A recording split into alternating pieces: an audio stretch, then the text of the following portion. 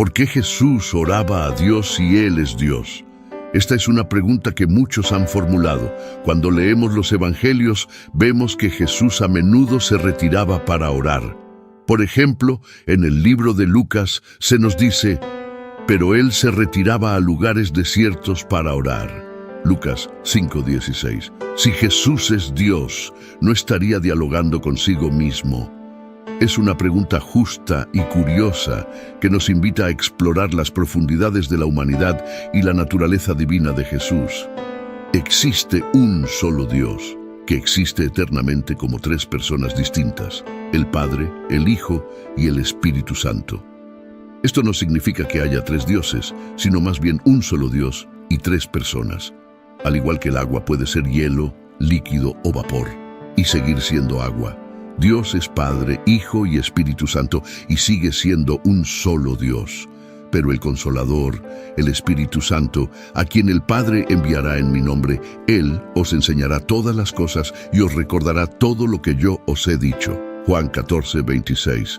Aquí, Jesús habla del Espíritu Santo como una persona distinta, enviado por el Padre y actuando en el nombre de Jesús, mostrando la unidad y los roles distintos dentro de la Trinidad. Dentro de esta comprensión, surge una pregunta que ha desconcertado a muchos. Si Jesús es Dios, como parte de la Trinidad, ¿por qué necesitaba orar? Esta pregunta va al corazón del ministerio y la misión terrenal de Jesús. Jesús, siendo completamente Dios y completamente hombre, dedicó tiempo a la oración. Analizaremos cómo sus oraciones revelan su relación con el Padre, cumplen su papel en la tierra y nos enseñan sobre la naturaleza de la comunicación con Dios. Únete a nosotros mientras buscamos entender la hermosa complejidad de las oraciones de Jesús y lo que significan para nuestras vidas espirituales. La naturaleza de Jesús es extraordinaria y única porque es tanto Dios como una persona como nosotros al mismo tiempo. Esto significa que Jesús es 100% Dios. Puede hacer cosas que solo Dios puede hacer, como realizar milagros especiales y rescatar a las personas de manera única. Pero también es 100% humano, siente hambre, dolor y muere. Es como tener dos conjuntos completos de todo en una persona. Imagina tener todos los superpoderes, pero también vivir como una persona normal, experimentando todo lo que experimentamos, excepto que nunca hizo nada mal. Creemos esto porque nos ayuda a entender cómo Jesús pudo hacer cosas increíbles, pero también saber lo que es ser una persona. La naturaleza de Jesús es uno de los misterios centrales de la fe y es comprendiendo tanto su divinidad como su humanidad que se logra a través de su vida, muerte y resurrección el propósito de las oraciones de Jesús. Modelo de humanidad. Jesús nos mostró la mejor manera de hablar y vivir con Dios, la dependencia del Padre. Jesús vivió de tal manera que nos demostró que no hacía nada por su propia voluntad. De cierto os digo, no puede el Hijo hacer nada por sí mismo, sino lo que ve hacer al Padre. Porque todo lo que el Padre hace, también lo hace el Hijo. Juan 5:19. Esto significa que Jesús esperaba a que Dios le mostrara el camino antes de hacer cualquier cosa, como un niño que observa y aprende de sus padres y no trata de hacer las cosas por sí mismo. Cuando las cosas se pusieron realmente difíciles, justo antes de ser llevado y puesto en la cruz, Jesús oró intensamente. Dijo, Padre, si quieres, pasa de mí esta copa, pero no se haga mi voluntad, sino la tuya. Lucas 22:42. Esto muestra que confiaba en el plan de Dios, más que en sus propios sentimientos, incluso cuando tenía miedo. Otro propósito de las oraciones de Jesús fue enseñar a los discípulos a orar. Jesús no mantuvo su vida de oración en secreto, la compartió con sus amigos, los discípulos. Un día le pidieron que les enseñara a orar, y él dijo, Cuando oréis, decid, Padre, santificado sea tu nombre, venga tu reino, danos cada día el pan nuestro cotidiano, perdónanos nuestros pecados, porque también nosotros perdonamos a todos los que nos deben, y no nos metas en tentación. Lucas 11:1-4. En esta sencilla oración, conocida como el Padre Nuestro, Jesús les mostró que la oración es hablar con Dios acerca de todo, diciendo que su nombre es especial, pidiendo lo que necesitamos, pidiendo perdón por los errores que hemos cometido y pidiendo ayuda para vivir correctamente. De esta manera, las oraciones de Jesús son una guía perfecta para nosotros sobre cómo vivir cerca de Dios, hablar con Él acerca de todo y confiar en Él con nuestras vidas. Otro propósito de las oraciones de Jesús fue expresar emoción y necesidad humana. Jesús nos mostró que experimentaba emociones y necesidades humanas como cualquiera de nosotros. Aquí hay un par de formas en que expresó estas características humanas. Dolor y angustia en un jardín llamado Getsemaní, que es como un parque tranquilo lleno de olivos. Jesús sintió una tristeza muy profunda, el tipo de tristeza que sientes cuando tu corazón está tan pesado que es difícil de llevar. La Biblia dice: entonces les dijo, mi alma está muy triste, hasta la muerte, quedaos aquí y velad conmigo. Mateo 26:38. Imagina a Jesús, conocido por sanar y ayudar a otros, ahora abrumado por la tristeza tan profunda que podría casi matarlo. Caminó un poco más adentro del jardín, se postró en su rostro, orando a Dios. Y dijo: Padre mío, si es posible, que pase de mí esta copa. Sin embargo, no como yo quiero, sino como tú quieras. Mateo 26:39. Esta copa de la que hablaba era como un símbolo de la difícil tarea que sabía que tenía que realizar: morir en la cruz. No quería sufrir, pero estaba dispuesto a hacer lo que Dios quería, buscando fuerza y orientación. En otra parte de la Biblia, Lucas 6:12-13, muestra a Jesús buscando fuerza y consejo.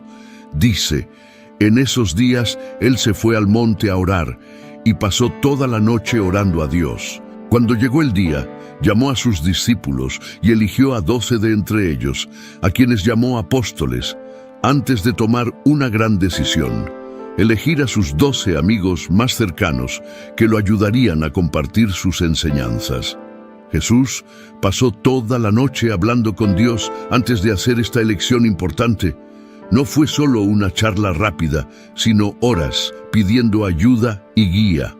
Al orar toda la noche, Jesús mostró que también necesitaba apoyo, sabiduría y fuerza, y lo encontró conectándose profundamente con Dios.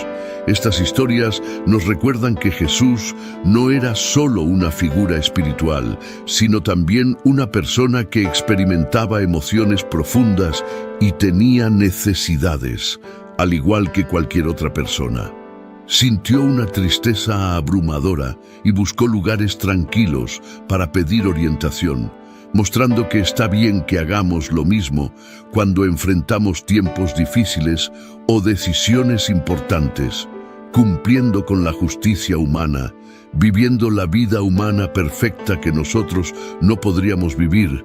Cuando exploramos las historias y enseñanzas de la Biblia, descubrimos que Jesús no solo vivió una vida ejemplar, sino que vivió la vida humana perfecta, cumpliendo toda justicia.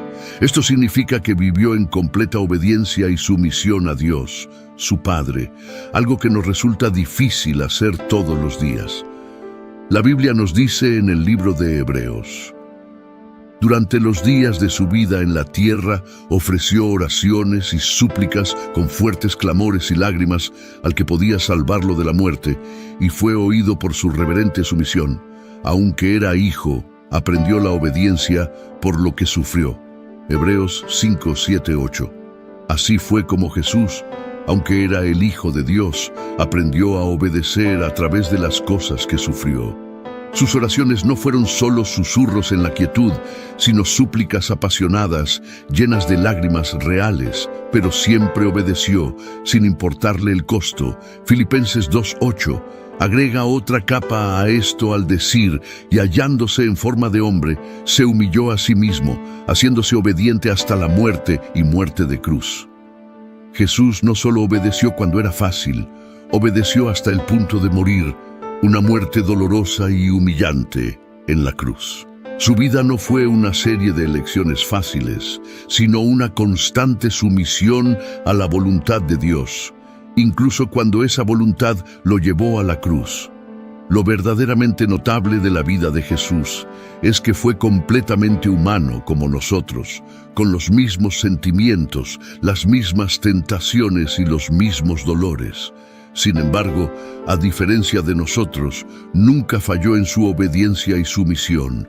Cada acción, cada palabra y cada pensamiento estaban en perfecta alineación con lo que Dios quería. No vivió para sí mismo, sino para Dios y para nosotros. La vida perfecta de Jesús es significativa porque hizo algo extraordinario por nosotros. Donde fallamos en ser justos, su vida nos ofrece la oportunidad de ser vistos como justos ante Dios. Es como si hubiera tomado la prueba de la vida y hubiera obtenido un 100% en nombre de la humanidad. Así que, cuando creemos en Él, es como si su puntuación perfecta se pusiera en nuestro expediente. Imagina tratar de seguir una receta perfectamente sin cometer un solo error. Para nosotros eso es imposible. Podríamos mezclar los ingredientes equivocados, medir incorrectamente o cocinar demasiado la comida. Pero Jesús, en la cocina de la vida, siguió la receta de Dios sin error.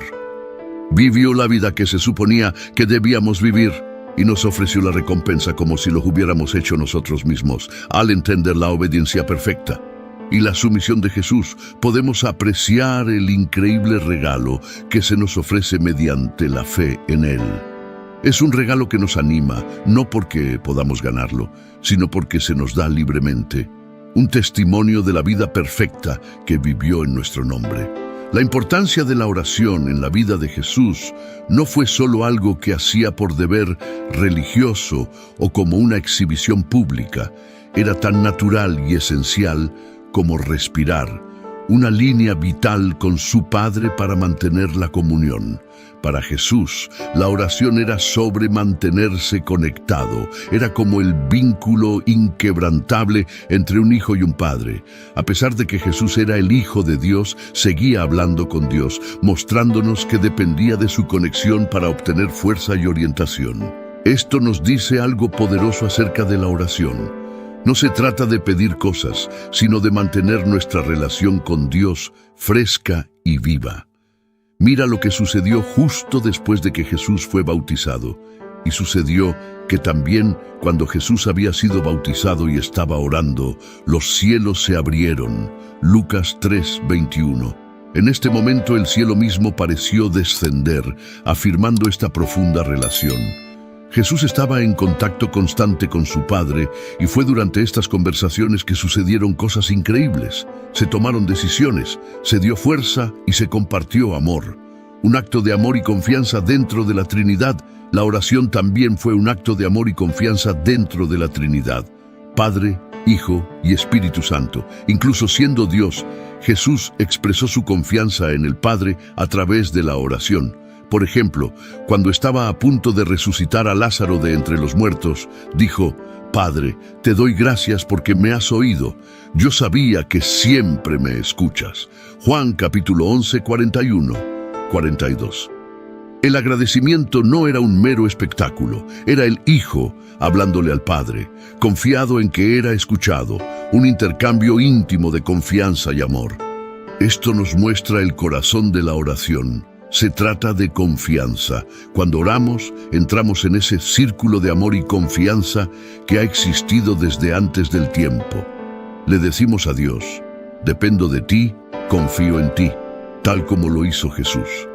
Finalmente, la oración fue la manera en que Jesús abrazó plenamente su condición humana. La encarnación es una palabra elegante para describir a Dios haciéndose hombre en Jesús.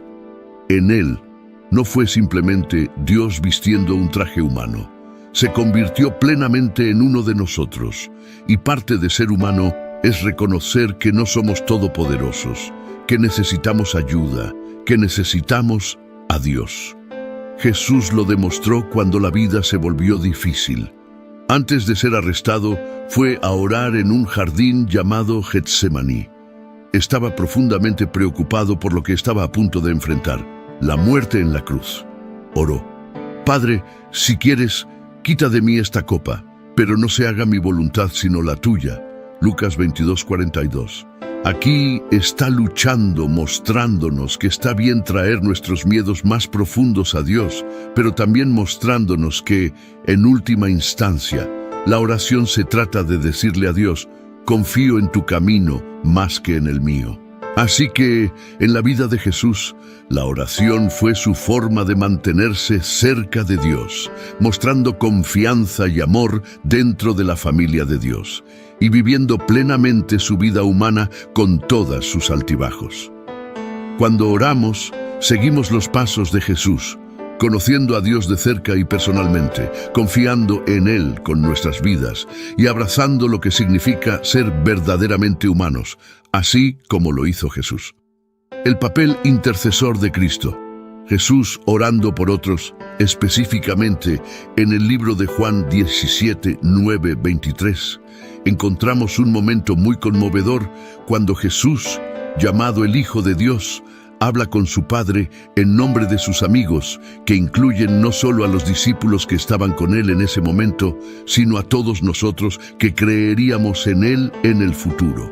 Ora por su protección, su alegría, su unidad, y que sean apartados y puros en la verdad de la palabra de Dios. Jesús dice: ruego por ellos, no ruego por el mundo, sino por los que me has dado, porque son tuyos. Juan 17:9.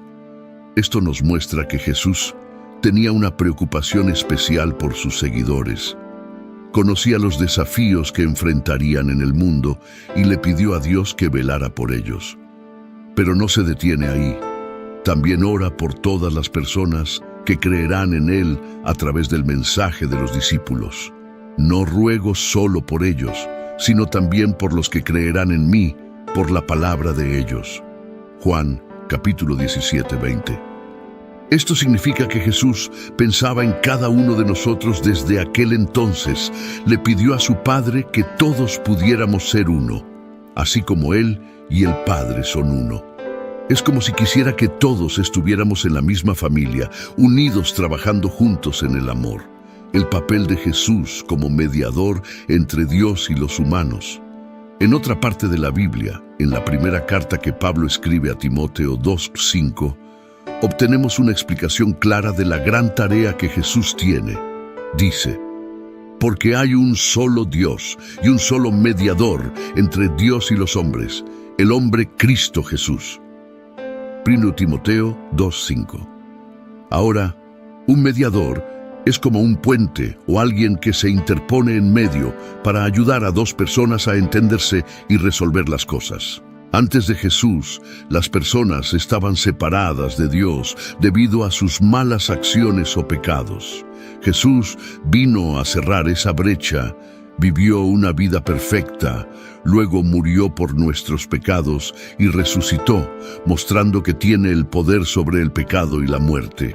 Al hacer esto, se convirtió en el único intermediario entre nosotros y Dios. Cuando nos equivocamos o hacemos cosas que no deberíamos, Jesús está ahí para hablar con Dios en nuestro nombre. Es como si dijera: tengo cubierto a esta persona, Padre.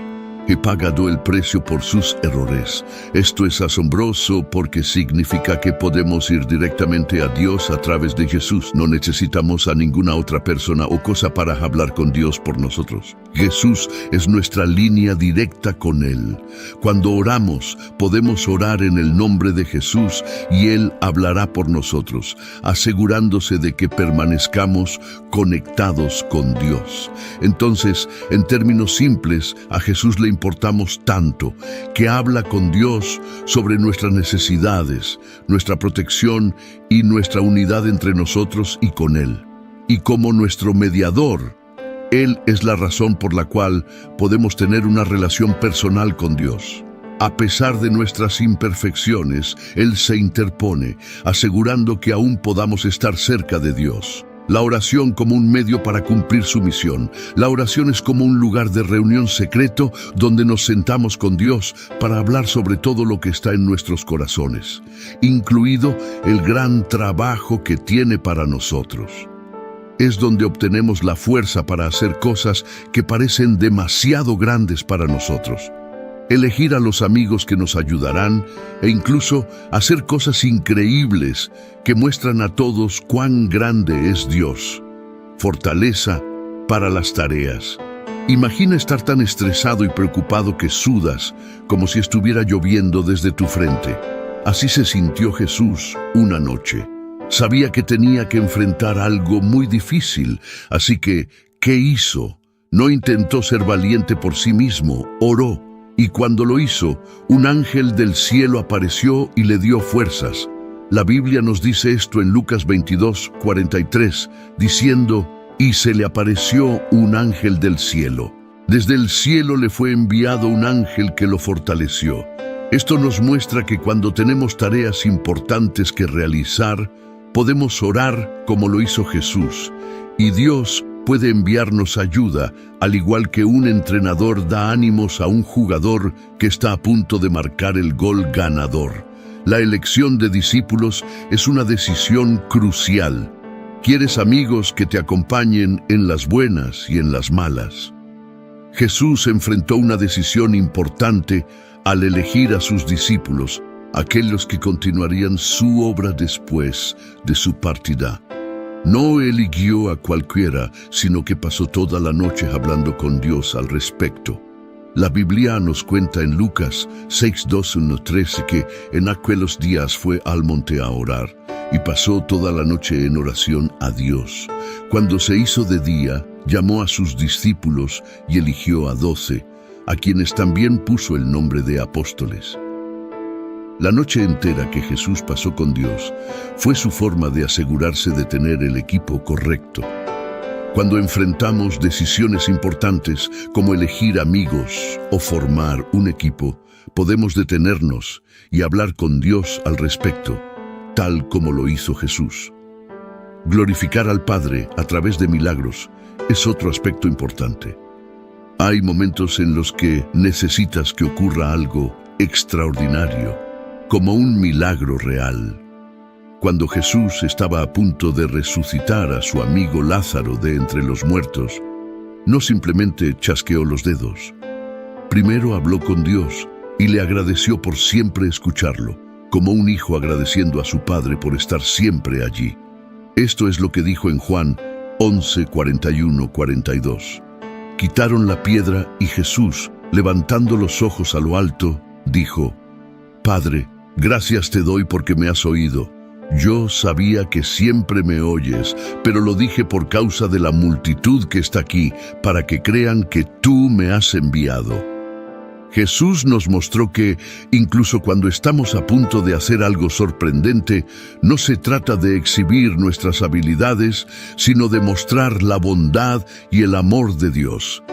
Habló primero con Dios para dejar claro que las cosas asombrosas que estaban a punto de suceder eran gracias a Dios, no solo a Él. Así que la oración no se trata solo de pedir cosas, sino de prepararnos para hacer grandes cosas, tomar decisiones inteligentes y dar crédito a Dios por las cosas increíbles que hace a través de nosotros. Es como una línea directa de superpoder que siempre está abierta, pase lo que pase. En nuestro viaje para entender por qué Jesús, que es reconocido como Dios, oraba a Dios, hemos desglosado algunos puntos vitales. Recapitulemos primero, tocamos la naturaleza de Jesús como totalmente divino y totalmente humano. Esta dualidad es esencial para comprender las razones detrás de sus oraciones. Como Dios, Jesús es la segunda persona de la Trinidad, pero como hombre vivió dentro de las limitaciones de la humanidad. Filipenses 2:6-8. En segundo lugar, exploramos el concepto de la Trinidad: Dios el Padre, Dios el Hijo y Dios el Espíritu Santo. Tres personas distintas, pero una en esencia. Jesús se comunicaba con Dios el Padre, mostrándonos la relación perfecta dentro de la divinidad. Juan 10:30. La importancia de las oraciones de Jesús es extensa. Revelaron su confianza en Dios el Padre, modelando la dependencia de la sabiduría y la fuerza de Dios incluso ante desafíos. Sus oraciones, como la de Getsemaní: Padre, si quieres, quita de mí esta copa, pero no se haga mi voluntad sino la tuya. Lucas 22:42. Muestran su sumisión a la voluntad de Dios, proporcionando una visión de su misión de redimir a la humanidad. Además, las oraciones de Jesús sirvieron como una visión íntima de su ministerio. Oró por sus discípulos y por todos los creyentes, pidiendo unidad y protección. Juan 17:20-23, reflejando su papel como intercesor y revelando la profundidad de su amor y compromiso con su misión.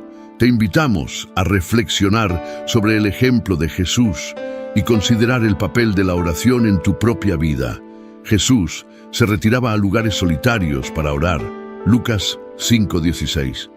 Siendo el Hijo de Dios, vio la necesidad de orar, y cuanto más nosotros, sus seguidores, necesitamos cultivar una vida de oración. Su ejemplo no es simplemente un ritual a seguir, sino una invitación a fomentar una relación personal con Dios, donde podamos depositar nuestras cargas y encontrar orientación y consuelo en la esencia de nuestros momentos con Dios. Recuerda que la oración es un regalo, un diálogo y una ofrenda de paz en la que puedes participar. Mientras reflexionas sobre la vida de Jesús, considera cómo tu propia vida de oración se alinea con su ejemplo. Que su vida te inspire a buscar a Dios sinceramente, a escuchar y hablar, a pedir y someterte, y a través de esto, que llegues a conocer el profundo amor y la presencia de Dios en tu caminar diario. Oremos. Padre Celestial, venimos a ti en humilde adoración, reconociendo tu sabiduría infinita y la profundidad de tu amor, que a menudo supera la comprensión humana. Mientras contemplamos la vida de Jesús, tu Hijo y nuestro Salvador, nos encontramos reflexionando sobre el misterio de sus oraciones hacia ti.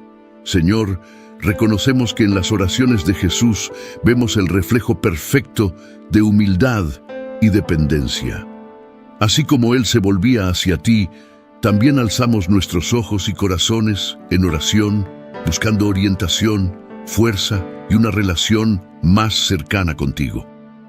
En los momentos en que luchamos por entender las complejidades divinas, pedimos por una fe sencilla y infantil que confíe en tu bondad y tu plan. Enséñanos, oh Dios, a emular a Jesús en su actitud orante, sabiendo que incluso siendo Dios, se inclinaba en comunión contigo, y estamos invitados a ese sagrado espacio de conversación e intimidad contigo a través de su ejemplo.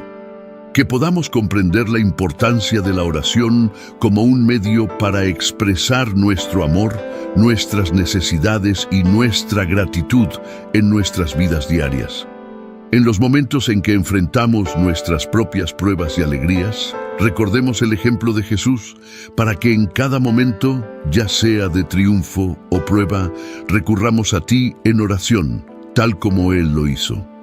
Que su vida nos recuerde que en nuestras debilidades encontramos tu fortaleza, en nuestras preguntas encontramos tu sabiduría y en nuestra soledad encontramos tu consuelo. Ven con tu presencia y bendición, otorgándonos la paz que proviene de saber que siempre estás a nuestro alcance, escuchando los anhelos susurrados de nuestros corazones. Fortalécenos con el mismo espíritu que estaba en Cristo Jesús, para que en cada circunstancia encontremos el valor de decir, no sea mi voluntad, sino la tuya. En el santo nombre de Jesús oramos. Amén. ¿A dónde fue Jesús después de su muerte? ¿Al infierno Hades o al cielo? Jesús estaba a punto de emprender el viaje más increíble que dejaría asombradas a las personas durante siglos, pero las puertas de ese viaje eran la cruz. El libro de Lucas cuenta la historia del viaje final de Jesús hacia su muerte, desde su oración en Getsemaní, donde su fe en Dios se confirmó, hasta la cruz, donde Jesús dijo, «Todo está consumado». En la cruz inclinó la cabeza y entregó su espíritu antes de ser retirado y enterrado en una tumba cercana. Su cuerpo sin vida permaneció en la parte superior de la cruz hasta que finalmente fue retirado. Por otro lado, su espíritu estaba en otro lugar. ¿A dónde fue su espíritu? ¿Fue al infierno o al cielo? Existe cierta controversia sobre el paradero de Jesús, o más específicamente, la ubicación de su espíritu durante los 3 días entre su muerte y resurrección. En la discusión sobre dónde estaba Jesús durante esos 3 días, se menciona otro pasaje que es 1 Pedro 3, 18, 21.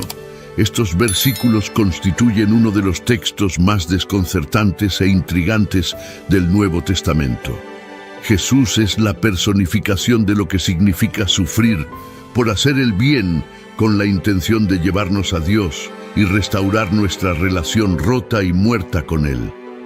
Él, siendo justo, sufrió por todos nosotros, que somos injustos. El objetivo de todo esto era llevarnos a Dios. De hecho, Cristo murió por los pecados de una vez por todas, el justo y recto por el injusto e inicuo, el inocente por el culpable, para llevarnos a Dios. Había sido puesto a muerte en la carne, pero vivificado en el Espíritu. En el Espíritu, Él también fue y predicó a los espíritus ahora en prisión, que en otro tiempo desobedecieron cuando la gran paciencia de Dios esperaba en los días de Noé, durante la construcción del arca.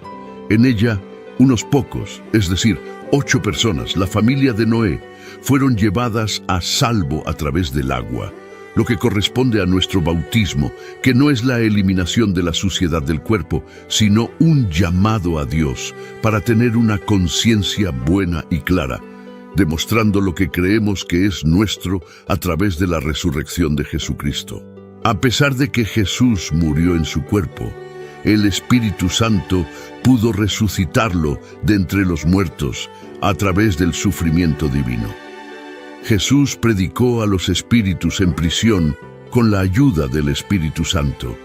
Parece que esto se hizo después de que Jesús muriera, pero antes de que resucitara de entre los muertos. Jesús realmente predicó a los espíritus en Hades. Sí, es correcto. Se considera que Hades es el reino de los muertos y Jesús aparentemente fue allí a entregar su mensaje. Es bastante fascinante pensar en ello, ¿verdad? Leemos predicar a los espíritus en prisión. ¿Alguna vez te has preguntado quién tiene la autoridad y el poder supremos en este mundo? No importa cuál sea tu respuesta, la Biblia tiene una respuesta clara. Incluso aquellos que están bajo la tierra, profundo bajo la tierra, deben reconocer a Jesús como su Señor Supremo. Es una declaración poderosa que nos recuerda el poder y la autoridad supremos que tiene Jesús. Domina sobre todas las cosas. Es un pensamiento que nos humilla, pero también nos brinda esperanza y consuelo al saber que tenemos un Señor amoroso y poderoso que tiene el control de todo. Filipenses 2:10. Así, en el nombre de Jesús, toda rodilla se doblará en sumisión, ya sea en el cielo, en la tierra o debajo de la tierra. Contemplamos la totalidad absoluta de la creación, reconociendo la superioridad sin igual de Jesucristo. Leemos acerca de aquellos que están debajo de la tierra. Cierra los ojos e imagina un mundo donde los difuntos que descansan en el seno de la tierra pueden ser despertados a la vida una vez más por el poderoso poder de Cristo. Suena como una escena directamente sacada de una novela cautivadora, ¿verdad? Toda rodilla debería doblarse, toda lengua debería confesar. La combinación de lenguas confesando y rodillas doblando da testimonio de la completa sumisión a Jesús, tanto en palabra como en acción, y es algo que se requiere de todos. Imagina una escena donde personas de todas las clases se reúnen, sus lenguas confesando y sus rodillas doblando en completa sumisión a Jesús. Es una imagen poderosa que habla de una conexión profunda, una creencia unificada y una fe inquebrantable. Todos estamos obligados a entregarnos completamente a Él, no solo en palabras, sino también en acciones. Esta idea de rendición total a Jesús es tanto humillante como empoderadora, y es algo que puede inspirarnos a todos a vivir vidas más significativas debido a la totalidad de este reconocimiento de la deidad de Jesús. Debido a la totalidad de esta afirmación de la deidad de Jesús, numerosas personas imaginan que esto tendrá lugar formalmente después del juicio final, cuando todas las criaturas en el cielo e infierno se vean obligadas a arrodillarse y declarar que Jesucristo es el Señor. La identidad de los espíritus aquí, los espíritus en prisión, está claramente identificada. ¿Quiénes eran? Aquellos que fueron desobedientes en los tiempos de Noé. ¿Cuándo fueron desobedientes? En los tiempos de Noé. Aunque la mayoría de 1 Pedro es fácil de entender, hay un problema. Estos versículos tienen al menos 314 interpretaciones diferentes. Como dice la Escritura, Jesús fue resucitado de entre los muertos por el poder del Espíritu Santo, con el cual fue y predicó a aquellos que fueron desobedientes en los días del diluvio de Noé. Unas pocas versículos después, Pedro dice: por eso se les anunció la buena nueva aún a los muertos, para que, aunque sean juzgados en la carne como los hombres, vivan según Dios en el Espíritu. 1 Pedro 4:6. Aunque todas las demás escrituras indican que es imposible, algunos han utilizado erróneamente este texto para respaldar la enseñanza de más oportunidad de redención en la vida después de la muerte. La muerte sella nuestro destino. La muerte marca el comienzo de un abismo inmenso. Pero aquí, aparentemente, Jesús predicó a aquellos que habían muerto. ¿Cómo se puede comprender según el texto? Es evidente que Jesús estaba activamente. Se comunicaba con otros y permanecía consciente durante el tiempo entre su muerte y resurrección. Las personas con las que se comunicaba también estaban completamente conscientes y participaban en la comunicación con Él. Es interesante señalar que hay muy poca discusión sobre lo que sucedió el sábado durante la Semana Santa, ya que generalmente terminan el viernes y se reanudan el domingo, por lo que nunca se nos dice qué estaba haciendo Jesús el sábado. Es una creencia común que Jesús estuvo inactivo e inconsciente después de su muerte y antes de su resurrección, ya que su cuerpo permaneció en la tumba. Sin embargo, es importante señalar que a pesar de su muerte física, su espíritu seguía muy vivo después de su fallecimiento. Fue al mundo de los muertos y predicó allí. Puedo imaginar a Pedro encontrándose cara a cara con Jesús en el primer domingo de Pascua y preguntándole a Jesús: ¿dónde demonios has estado? En respuesta, Jesús le dice que no ha estado en la tierra, sino en Hades, que es el mundo de los muertos.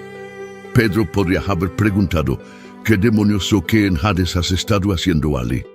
Jesús le cuenta a Pedro que estaba predicando a aquellos que se ahogaron en el diluvio de Noé.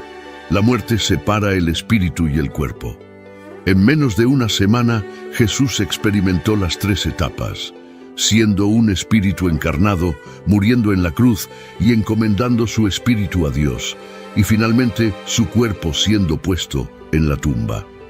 Continuó existiendo en forma de espíritu y predicó a las personas desobedientes que perecieron en el diluvio de Noé. El domingo de Pascua por la mañana, su cuerpo y espíritu se reunieron y permaneció completamente consciente y capaz de comunicarse en todas las etapas. Hay quienes creen que su mensaje fue para la generación de Noé únicamente.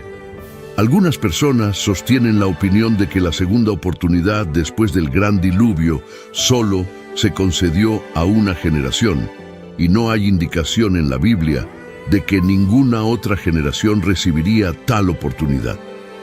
Esta generación podría haber acusado a Dios de ser injusto y desigual, diciendo, «Nos eliminaste y luego prometiste que nunca lo volverías a hacer». La segunda interpretación es la de los espíritus demoníacos. Dentro del contexto de esta vista, los espíritus a los que Jesús se dirigió podrían ser seres demoníacos. Si los espíritus mencionados en 1 Pedro 3:19 son ángeles caídos, entonces parece probable que esos espíritus estuvieran encarcelados porque estuvieron involucrados en un pecado grave antes del diluvio que ocurrió en la época de Noé. Pedro hace referencia al diluvio de Noé en el versículo 20. Si realmente eran ángeles caídos, no podría haber sido un mensaje de redención, ya que los ángeles no pueden ser salvos. Hebreos 2:16.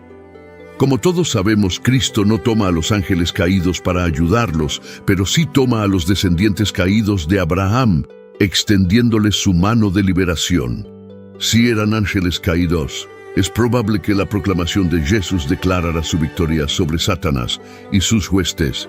1 Pedro 3:22, quienes han ido al cielo y están a la diestra de Dios, lugar de honor y autoridad, con todos los ángeles, autoridades y poderes sometidos a ellos. ¿Quiénes son estos espíritus de la generación malvada? Imagina a una generación tan malvada que se negó a escuchar un mensaje que les salvaría la vida. Como resultado, perecieron en un catastrófico diluvio. Es un recordatorio inquietante de las consecuencias del pecado. El pecado de estas personas, según la palabra, fue desobediente, rebelde, incapaz de persuadir y descreído. Su pecado se agrava por el hecho de que Dios les mostró paciencia y longanimidad durante 120 años mientras Noé preparaba el arca y les advertía del desastre. Como resultado, se ahogaron y sus espíritus fueron arrojados al infierno, conocido como prisión. Sin embargo, Noé y su familia obediente fueron salvados en el arca debido a su fe. 2 Pedro 2:5. Este interesante pasaje fue escrito por Pedro. Los cristianos tienen un particular aprecio por su primera carta, conocida por su calidez y cercanía. Curiosamente, el nombre original de Pedro era Simón, que significaba caña, y era bastante común. Sin embargo, cuando conoció a Jesús, le dieron el nombre de Pedro, que era mucho menos común y significaba roca. Este cambio de nombre simbolizaba la transformación del carácter de Pedro que Jesús veía en él. Pedro fue uno de los dos primeros a quienes Jesús llamó a seguirlo. Inicialmente era un hombre fácilmente influenciable, como una caña movida por el viento, pero después de que Jesús lo dejó, se volvió tan sólido como una roca. Pedro fue el primero en todas las listas de los 12 y fue el portavoz no oficial del grupo. Los evangelios retratan claramente el carácter de Pedro, que tenía muchas fortalezas, como ser encantador, ansioso, impulsivo y enérgico.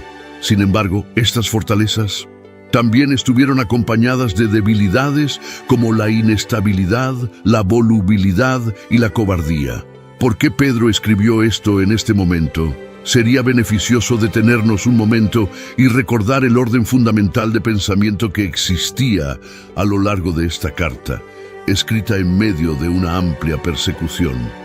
La carta de Pedro estaba dirigida a cristianos que estaban experimentando dificultades como resultado de sus vidas y su testimonio. Es posible que se preguntaran por qué, si la fe cristiana era correcta, deberían estar sufriendo. Si el cristianismo era la verdadera fe, ¿por qué tan poca gente la seguía? Pedro se refiere a Noé, el fiel predicador que advirtió a la gente durante 120 años que Dios destruiría el mundo con agua. A pesar de las advertencias de Noé, la gente lo escarneció y lo rechazó. Sin embargo, Dios lo salvó a él y a su familia durante el diluvio, lo que finalmente vindicó la fidelidad de Noé. Dentro del contexto de la historia del mundo, la mayoría de las personas no siempre han estado en lo correcto, aunque solo unos pocos hayan sido salvos. La fe de uno no debería tambalearse por el hecho de que solo hay unos pocos verdaderos creyentes. En los días de Noé, solo había 8 creyentes, pero hoy hay milones. No es que hayan sido salvos por el agua, sino a través del agua. No fue el agua lo que los salvó, sino el juicio que Dios llevó a cabo para llevarlos a la seguridad. El arca es una representación del Señor Jesucristo, una imagen del juicio de Dios representada por el diluvio de agua. El arca fue el único medio por el cual uno podía ser salvo. Aquellos que estaban dentro de la estructura fueron los únicos que sobrevivieron al diluvio. Todos los demás que estaban fuera del edificio perecieron. Así como Cristo es la única manera de salvación, aquellos que están en Cristo están tan salvados como Dios mismo puede hacerlos. Las personas que están afuera están completamente perdidas. El arca sirvió como refugio seguro para las personas en proceso de pasar a través del agua del juicio. El arca fue sometida a la fuerza total de la tormenta, así como Cristo soportó la furia del juicio de Dios contra nuestros pecados. Para aquellos que están en Él, no hay juicio. Juan 5:24. Había agua por todos lados alrededor del arca, agua que caía sobre ella y agua debajo de ella. El arca estaba rodeada de agua. Por otro lado, transportaba a sus creyentes a través del mar a un lugar seguro en una creación renovada. Como resultado, las personas que ponen su fe en el Salvador son transportadas de manera segura a través de una escena de muerte y destrucción hacia el lugar de la resurrección y una nueva vida. ¿Qué predicó Jesús? No sabemos la razón exacta por la cual Jesús predicó a los espíritus que estaban confinados. Presumiblemente, esto fue una forma de predicar, que es el acto de proclamar el mensaje de Dios. Lo que su mensaje fue, no se nos dice, porque solo se citan aquellos desobedientes en los días de Noé, tampoco se menciona. No se muestra cuál fue la intención o el resultado de la predicación de Cristo en todos estos asuntos. Podemos construir nuestras propias conclusiones, pero no tenemos una regla para nada que roce la enseñanza dogmática. 3 días después, su cuerpo y espíritu se reunieron y resucitó de entre los muertos. Jesús regresa a la tierra en resurrección. La muerte no pudo retenerlo. La resurrección de Jesucristo es la primera vez en la historia humana que alguien ha resucitado de entre los muertos y nunca volverá a experimentar la muerte. Algunos de los resucitados más tarde sucumben a la muerte por segunda vez. La Biblia nos dice que el Espíritu Santo resucitó a Jesús de entre los muertos. Romanos nos dice que el Padre resucitó a Jesús de entre los muertos. Romanos 6:4.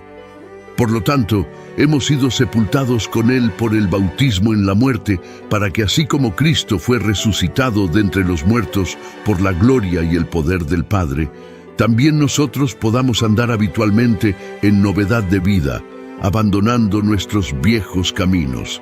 Y dice que Jesús se levantó a sí mismo de entre los muertos en Juan 2:18. La resurrección fue obra del Dios Trino, Juan 2:18-22. Entonces los judíos le respondieron, ¿qué señal nos muestras como prueba de que tienes autoridad para hacer estas cosas? Jesús les respondió, destruid este templo y en 3 días lo levantaré. Entonces los judíos dijeron, 46 años se tardaron en construir este templo, y tú lo levantarás en 3 días. Pero él hablaba del templo de su cuerpo. Por lo tanto, cuando resucitó de entre los muertos, sus discípulos recordaron lo que había dicho y creyeron en las Escrituras y en las palabras que Jesús había hablado. Los resultados de la resurrección de Jesús en el mundo físico y en el mundo espiritual pueden ser bastante confusos. Sin embargo, notamos que algo sucedió en lo físico cuando Jesús murió y resucitó. Esta vez vemos los resultados inmediatos de la muerte de Jesús con aquellos que son justos. Después de eso, Mateo describe un evento que no está incluido en ninguno de los otros evangelios. Las tumbas se abrieron y los cuerpos de muchos santos que habían muerto fueron resucitados a la vida. La resurrección de Jesús hizo que salieran de las tumbas, y después de su resurrección, entraron en la ciudad santa y se manifestaron a un gran número de personas. Incluso cuando los terremotos tienen el potencial de causar daño a las tumbas porque están hechas de piedra, el hecho de que los cuerpos estén siendo resucitados solo puede atribuirse a la intervención directa de Dios. En los escritos de Mateo destaca cómo el sacrificio de Jesús en la cruz trae la victoria sobre la muerte. Utiliza la frase «aquellos que habían caído dormidos» para describir a las personas que son resucitadas, que es una expresión común en el Nuevo Testamento para referirse a alguien que ha muerto, pero tiene un destino eterno seguro. Los relatos milagrosos de los cuerpos de los santos siendo resucitados y apareciendo en Jerusalén sirven como un poderoso testimonio del trabajo completo de Jesús en la cruz y su posterior resurrección. El término pueblo santo denota a individuos devotos de la era del Antiguo Testamento. Por ejemplo, podemos establecer un paralelo entre la manera en que Moisés y Elías fueron elegidos para aparecer junto a Jesús en el monte de la Transfiguración. En este caso particular, el texto se refiere a la resurrección de los cuerpos de personas santas, lo que sirve para demostrar que, a pesar del juicio de Jesús sobre el liderazgo de Israel y su condenación en los capítulos 23-24, Israel todavía ocupa un lugar significativo en los planes de Dios. En los escritos de Ezequiel se profetizó que el Señor Supremo devolvería a la vida a aquellos que habían fallecido en un valle donde incluso los huesos se habían convertido en polvo. Ezequiel 37, 11, 14. Entonces me dijo: Hijo de hombre, estos huesos son toda la casa de Israel. He aquí, dicen, nuestros huesos se han secado y pereció nuestra esperanza. Nosotros mismos estamos completamente cortados. Por tanto, profetiza y diles: así dice el Señor Dios. He aquí, abro vuestros sepulcros, y os hago subir de vuestros sepulcros, pueblo mío, y os traigo a la tierra de Israel. Entonces sabréis que yo soy el Señor, cuando abra vuestros sepulcros, y os haga subir de vuestros sepulcros, pueblo mío, y pondré mi espíritu en vosotros, y viviréis, y os pondré en vuestra tierra. Entonces sabréis que yo, el Señor, he hablado y lo he hecho, dice el Señor. Mateo deja este evento sin adornos, porque su significado es claro. Derek Tidball relaciona la resurrección de estos santos como un anticipo de la resurrección a la que todos los creyentes pueden anticiparse. A través de la muerte de Jesús ha llegado un nuevo día, un día en el que la muerte ha sido vencida por la muerte y la resurrección a la vida eterna ha sido posible. Mateo no responde a todas las preguntas que nos gustaría que se respondieran sobre estos eventos milagrosos, pero al narrarlos, presenta un testimonio unificado de la confirmación sobrenatural de la identidad de Jesús. ¿Dónde está Jesús ahora? ¿Dónde reside Jesús? Encontramos la respuesta a esto después de la resurrección. Jesús le dijo a los discípulos que no quería que sus corazones se preocuparan por todo esto, aunque era legítimamente preocupante para ellos. Juan 14, 1, 2. No se turbe vuestro corazón, creéis en Dios, creed también en mí. En la casa de mi Padre muchas moradas hay. Si así no fuera, yo os lo hubiera dicho. Voy pues a preparar lugar para vosotros. El pensamiento parece ser: me voy y no podréis verme, pero que vuestro corazón no se turbe. Creéis en Dios, creed también en mí de la misma manera. Aquí hay otra afirmación importante de igualdad con Dios. Juan 14, 2, 4. En la casa de mi Padre muchas moradas hay. Si no fuera así, yo os lo hubiera dicho, porque voy a preparar lugar para vosotros. Y si me voy y preparo lugar para vosotros, vendré otra vez y os tomaré a mí mismo, para que donde yo estoy, vosotros también estéis. La casa del Padre se refiere al cielo, donde hay muchas moradas. Es lo suficientemente grande para acomodar a todos los redimidos. Si no fuera así, el Señor se los habría dicho. Voy a preparar lugar para vosotros. Significa que el Señor va delante y hace preparativos para su venida, porque los ama y está seguro de que vendrán. Me voy. Habla de la propia planificación e iniciativa de Jesús. No lo llevaron a la cruz. Él fue allí. Pensaban que su muerte era una calamidad imprevista. Cristo les enseñó que era el camino de su propia planificación. Volveré otra vez para recibiros a mí mismo. Durante el tiempo de Jesús en la tierra, prometió que volvería por sus discípulos.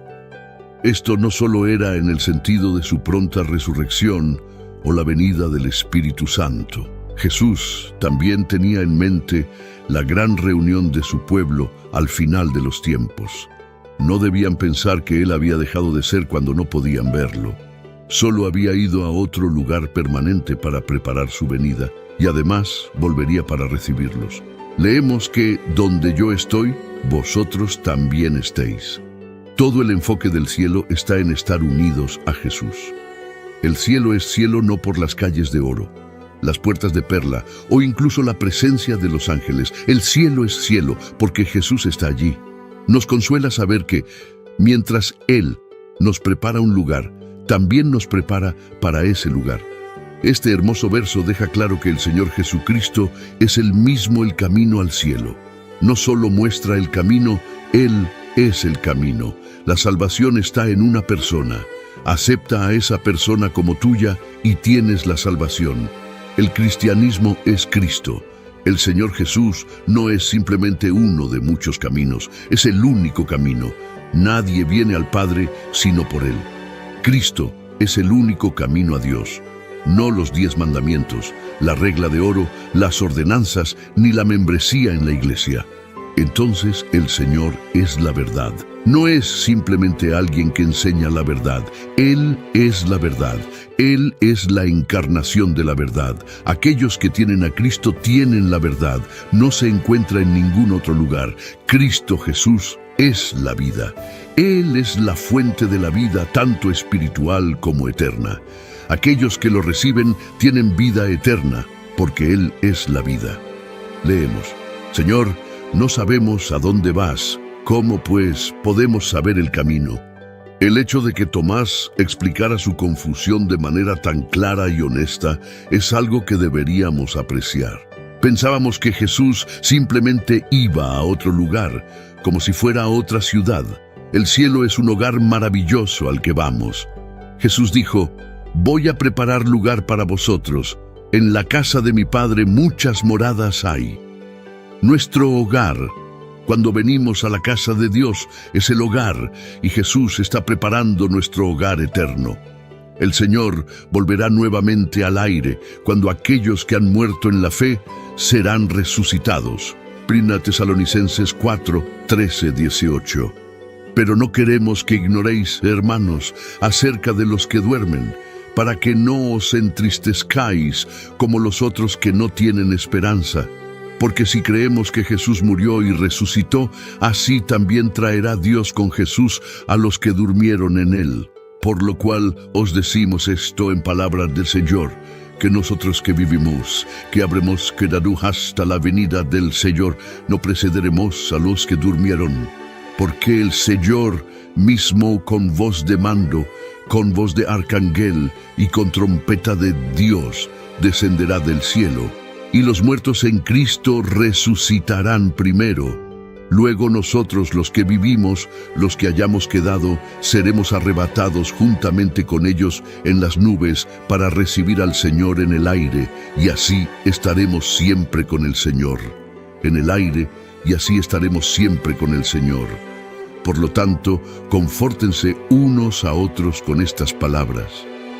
Jesús hizo planes para que el Espíritu Santo completara la obra que él había comenzado. La Escritura demuestra que la ascensión de Jesús fue un regreso literal y corporal al cielo. Mientras se elevaba lentamente desde el suelo, fue recibido en una nube mientras sus discípulos y otros espectadores asombrados lo miraban con admiración mientras ascendía. Luego aparecieron 2 ángeles y prometieron el regreso de Cristo de la misma manera que lo habían visto irse. Hechos 1:1. Y dijeron: varones Galileos, ¿por qué estáis mirando al cielo? Este mismo Jesús, que ha sido tomado de vosotros al cielo, vendrá de la misma manera que le habéis visto ir al cielo. Esto marcó el fin de las limitaciones humanas que Jesús tenía durante su ministerio terrenal. Algunos de los atributos que poseía como Dios habían sido suspendidos temporalmente, pero ahora la suspensión había terminado. Su gloria celestial regresó, un vistazo de la cual se vio en la transfiguración. El lugar de Jesús está a la diestra de Dios, el lugar de honor divino. Otros pasajes que indican la presencia de Jesús en el cielo son Lucas 22:69.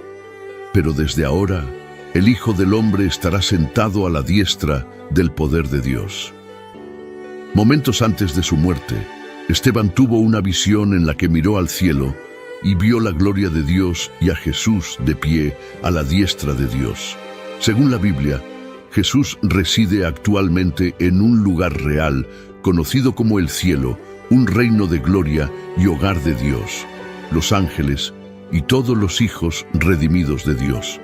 2 hombres que vieron a Jesús después de que ascendiera al cielo, según la palabra de Dios, dicen que Jesús está ahora a la diestra de Dios Padre.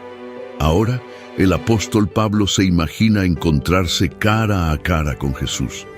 ¿Qué haría usted? Uno pensaría que sería un día encantador. Sin embargo, fue uno de los días más desafiantes en la vida de Pablo. Antes de su conversión, Saulo era un fariseo de fariseos que perseguía intensamente a los seguidores de Jesús. Según el relato en Hechos, su conversión ocurrió en el camino a Damasco, donde informó haber experimentado una visión de Jesús resucitado. En ese momento, Saulo de Tarso probablemente tenía unos 30 años. Mientras observaba el crecimiento de la fe cristiana, conocida como el Camino, vio en ella una amenaza para su propia religión. Sin límite de energía, se dispuso a destruir esta secta perniciosa. Mientras viajaba hacia Damasco, sucedió que se acercaba a la ciudad y de repente una luz del cielo resplandeció a su alrededor y cayó a tierra y oyó una voz que le decía: Saulo, Saulo, ¿por qué me persigues? Él dijo: ¿Quién eres, Señor? Y él dijo: Yo soy Jesús, a quien tú persigues. Levántate y entra en la ciudad, y se te dirá lo que debes hacer. Los hombres que viajaban con él estaban completamente desconcertados. Habían oído un sonido del cielo, pero no las palabras articuladas que Saulo había escuchado. No habían visto al Señor, solo Saulo lo había visto y había sido llamado al apostolado. En este momento, el altivo fariseo era llevado de la mano a Damasco, donde estuvo ciego durante 3 días, y durante ese tiempo no comió ni bebió nada. Otro hombre que fue testigo de que Jesús está en el cielo es Juan el Apóstol, como se ve en el libro de Apocalipsis. El título de este libro, Revelación, proviene del evento principal que describe, que es la manifestación de Jesucristo a las personas que viven en la tierra en los últimos días. Apocalipsis se abre con Jesús como el revelador, y Juan debía documentar las cosas que había visto. Juan ve a un Jesús poderoso que no se compara con ningún hombre común. Sin embargo, antes de que Juan contemple a Jesús, primero escucha su voz. Apocalipsis 1:10-13. Yo estaba en el Espíritu en el día del Señor, y oí detrás de mí una gran voz como de trompeta que decía: Yo soy el Alfa y la Omega, el primero y el último, y lo que ves, escríbelo en un libro y envíalo a las 7 iglesias que están en Asia: a Éfeso, Esmirna, Pérgamo, Tiatira, Sardis, Filadelfia y Laodicea.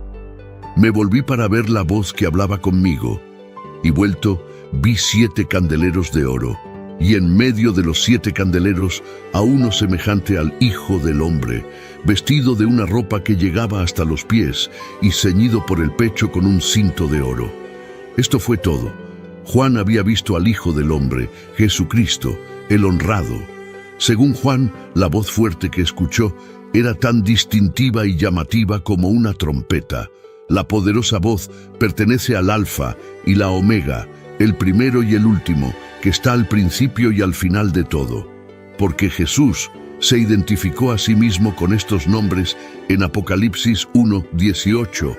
Sabemos que esta fue la voz fuerte de Jesús. El primero y el último es un título que pertenece al Señor Yahvé, el Dios de Israel. Los títulos Alfa y Omega tienen la misma idea que primero y último. Este es uno de los pasajes del Nuevo Testamento donde Jesús claramente afirmó ser Dios. Podemos imaginar lo que pasó por la mente de Juan cuando se volvió. Es probable que el sonido de la voz que escuchó no coincidiera perfectamente con la forma en que recordaba que sonaba la voz de Jesús. Juan lo describió como de una trompeta en Apocalipsis 1:10, pero sabía que era Jesús porque la voz se identificó como el Alfa y la Omega.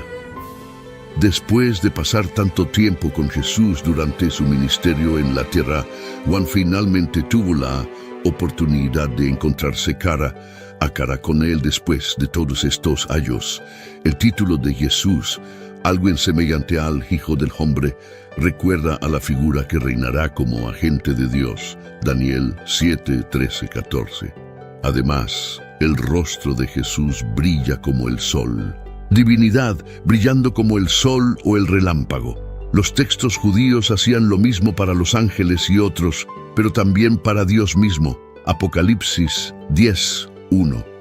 Después vi descender del cielo a otro ángel que tenía una nube, y el arco iris estaba sobre su cabeza, y su rostro era como el sol, y sus pies como columnas de fuego. Juan continúa en Apocalipsis 1:16-17. En su mano derecha tenía 7 estrellas, y de su boca salía una aguda espada de 2 filos, y su rostro era como el sol cuando resplandece en su fuerza. Cuando le vi, caí como muerto a sus pies, y él puso su mano derecha sobre mí, diciendo: No temas, yo soy el primero y el último, la absoluta divinidad, el Hijo de Dios. Aunque Juan era un apóstol que había conocido a Jesús mientras estaba en la tierra, quedó asombrado después de ver esta increíble visión. Incluso los 3 años que Juan vivió en la tierra con Jesús no lo prepararon adecuadamente para el momento en que Jesús se le apareció en su majestad celestial. En ese momento, Juan comprendió el poder divino y la majestuosidad que Jesús renunció mientras vivía en la tierra. En este momento, Juan supo qué milagro era que Jesús pudiera ocultar su gloria y autoridad mientras caminaba por esta tierra. Apocalipsis 1:8 presenta a Jesús como el que vive y estuve muerto. Mas he aquí que vivo por los siglos de los siglos, y tengo las llaves de la muerte y del Hades. Jesús consoló a Juan tocándolo compasivamente. Quizás el toque de Jesús se sintió más familiar que su apariencia. Luego, Jesús le dijo a Juan que no tuviera miedo. Juan no tenía razón para tener miedo porque estaba en la presencia de Jesús, que se identificó claramente con 3 títulos. Jesús es el primero y el último, el Dios de toda la eternidad, el Señor de la eternidad pasada y la eternidad futura. Jesús es el que vive y estuvo muerto y vive por siempre jamás. Posee credenciales de resurrección y vive para nunca morir de nuevo. La victoria que Jesús logró sobre el pecado y la muerte es eterna. No resucitó de entre los muertos solo para morir nuevamente. Jesús es el único que posee las llaves del Hades y de la muerte. Algunos creen que el diablo tiene la autoridad o el poder para decidir quién vive y quién muere, pero están evidentemente equivocados, porque solo Jesús tiene las llaves del Hades y la muerte. Jesús posee las llaves de la muerte, y el Cristo resucitado tiene control y autoridad sobre la muerte. Cuando Jesús murió, lo hizo en su propio momento, cuando entregó su espíritu. La noticia de que Jesús ya estaba muerto sorprendió a Pilato, quien tenía autoridad sobre la muerte. Jesús pudo resucitar de entre los muertos después de entregar su espíritu. Además, tiene el poder de liberar a sus seguidores de la muerte para que estén con Él por siempre. La Biblia utiliza con frecuencia la imagen de las llaves como símbolo de autoridad y control. Cualquier persona con una llave maestra para un edificio tiene la autoridad para entrar en cualquier habitación y abrir cualquier puerta en el edificio. En la vida cotidiana, la llave es un símbolo de verdadera propiedad y poder. Cuando el inquilino devuelve la llave al arrendador, el propietario vuelve a tener control y posesión de la casa. Nuestro Señor Jesucristo sigue siendo supremo. La palabra Hades significa el lugar de las almas. Lucas 16:26. Además de todo esto, entre nosotros y vosotros hay un gran abismo fijado, de modo que los que quisieran pasar de aquí a vosotros no pueden, ni de allá pasar acá. Son las llaves de Cristo las que han encerrado a los espíritus perdidos. Cristo conquistó la muerte porque era sin pecado. La maldición sobre la humanidad en el jardín del Edén, traída por el pecado, se declaró claramente. Cristo ha conquistado la muerte y las consecuencias para nosotros son eternas. La victoria de Cristo sobre la muerte es el fundamento de las buenas nuevas del Evangelio. Sin la resurrección no hay Evangelio, de hecho, no hay esperanza para nosotros en absoluto. 1 Corintios 15:1-17. Y si Cristo no ha resucitado, vuestra fe es vana, aún estáis en vuestros pecados. Otros profetas llenaron al pueblo de Dios de anhelo porque el Señor algún día aboliría la muerte. Oseas 13:14. Los redimiré del poder del Seol, los redimiré de la muerte. Oh muerte, yo seré tu muerte. Oh Seol, yo seré tu aguijón. Y la compasión será escondida de mis ojos. Isaías 25:8. Aniquilará la muerte para siempre. Enjugará el Señor Jehová toda lágrima de todos los rostros. Quitará el oprobio de su pueblo de toda la tierra, porque Jehová lo ha dicho. La muerte era el arma más poderosa y aterradora del diablo contra nosotros, los creyentes. Pero los creyentes son más que vencedores a través de aquel que los amó. Cristo ha conquistado la muerte, y los creyentes se mantienen firmes en las palabras de Jesús. Es imperativo que no olvidemos que el Padre fue quien le otorgó a Jesucristo el derecho de ocupar esta exaltada posición de autoridad y dignidad como recompensa por lo que ha hecho. Observemos lo que ha recibido a cambio por la humillación que sufrió a manos de los hombres. Era el siervo de los siervos, pero ahora es el Rey de reyes y Señor de señores. Se inclinó más bajo que el más bajo y se ha levantado más alto que el más alto. Llevaba la corona de espinas, pero ahora lleva la corona del cielo. Era el siervo de los siervos, pero ahora es el Señor de señores y el Rey de reyes. Adorémoslo. Mientras reflexionamos sobre estas verdades simples pero invaluables, venid y extendamos nuestros tesoros a sus pies y entronémoslo como Señor sobre todo. La verdad es que la gente teme más que nada una cosa, y esa cosa es la muerte, porque para el mundo la muerte es un desconocido. Las personas no salvas sienten miedo cuando consideran lo que les espera. ¿Tendré que rendir cuentas de lo que he hecho o de lo que no he hecho? ¿Arderé en el infierno para siempre o alcanzaré un estado de bienaventuranza eterna? Y no se dejen engañar. El infierno es real, ya sea que la mayoría de la gente lo admita o no. La muerte cambia las vidas de las personas. Después de nuestras vidas en la tierra, los cristianos caminarán en una marcha victoriosa siguiendo a Cristo. No hay razón alguna para tener miedo para cualquier persona que crea en Cristo. Esto debería hacernos decir: adorémoslo, el que tiene las llaves del infierno y de la muerte. Venimos ante su presencia con acción de gracias y nos alegramos en él con cánticos.